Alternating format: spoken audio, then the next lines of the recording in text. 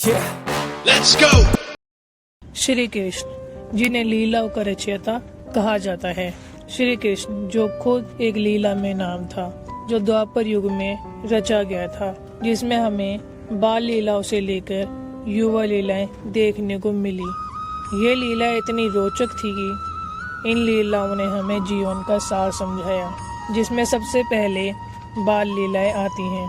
उनका नटखट अंदाज, माखन चुराना से लेकर कालिया नाग का वध, फिर गांव की गोपियों के साथ रासलीला, गोवर्धन पर्वत को उठा लेना, कंस का वध और फिर युवावस्था में महाभारत रचना।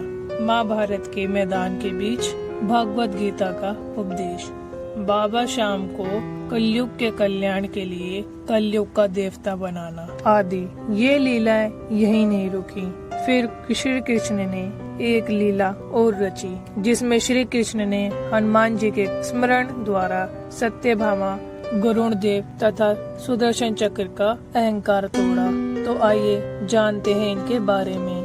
तो एक बार क्या हुआ, भगवान श्री कृष्ण ने सत्यभामा के कहने पर स्वर्ग से परिजात के वृक्ष को लेकर आए। इसी प्रकार श्री कृष्ण जी ने मुझे स्वर्ग से परिजात का वृक्ष लाकर दिया और मैं उनकी अति प्रिय हूँ। तब सत्यभामा को इस बात का अहंकार हो गया। एक बार सुदर्शन चक्र को भी इस बात का अहंकार हो गया कि मैंने इंद्र के वज्र को ध्वस्त कर दिया है, और भगवान के पास जब कोई अस्त्र नहीं होता तब भगवान मेरा प्रयोग करते हैं। इसी प्रकार एक बार गरुण देव को भी इस बात का अहंकार हो गया कि भगवान श्री हरि कहीं भी जाते हैं तो मुझे साथ लेकर ही जाते हैं, क्योंकि मेरी अति तीव्र गति व बल का कोई मुकाबला ही नहीं कर सकता।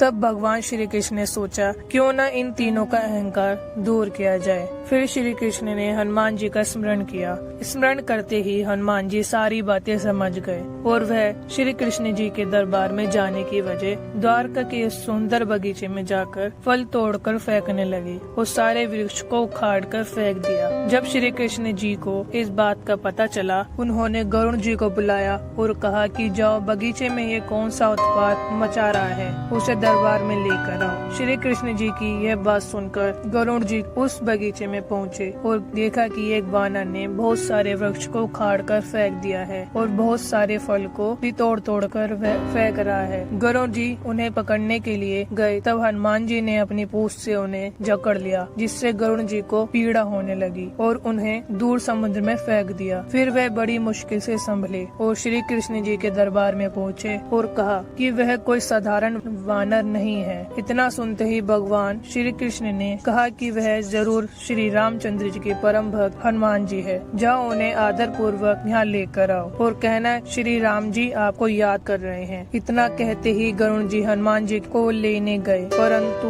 हनुमान जी वन से चले गए थे। वह उन्हें ढूंढते ढूंढते हिमालय पर्वत पर जा पहुँचे, जहाँ पर हनुमान जी श्री रामचंद्र जी का ध्यान कर रहे थे। उन्होंने हनुमान जी से कहा कि श्री रामचंद्र जी आपको द्वारका में याद कर रहे हैं, आप मेरे साथ चलिए और मेरी पीठ पर बैठ जाइए। कुछ ही समय में मैं आपको वहाँ ले चलूँगा। हनुमान जी ने कहा कि आप चलिए, मैं आपके पीछे पीछे आता हूँ। गरुड़ जी ये कहकर चले गए। वहाँ द्वारका में श्री कृष्ण जी ने सत्यभामा से कहा कि आप तैयार हो जाओ, और श्री कृष्ण श्री रामचंद्र जी के रूप में आ गए। सिंहासन पर सत्यभामा के साथ बैठ गए और सुदर्शन चक्र से कहा कि जाओ तुम द्वार पर खड़े हो जाओ और किसी को भी अंदर मत आने देना। ऐसा सुनते ही वह द्वार पर जाकर खड़े हो गए और पहरा देने लगे। कुछ क्षणों के पश्चात ही हनुमान जी वहाँ पर आए, तो उन्होंने हनुमान जी को रोका, लेकिन हनुमान जी नहीं रुके। उन्होंने सुदर्शन चक्र को अपने मुंह में रख लिया और अंदर आ गए और श्री रामचंद्र जी को प्रणाम किया। रामचंद्र जी ने कहा कि आपको गरुड़ जी लेने गए थे, वे कहाँ रह गए, आप तो अकेले आए हैं। तब हनुमान जी ने कहा कि वह तो मुझसे पहले निकले थे, अभी तक नहीं आए। फिर कहाँ पर?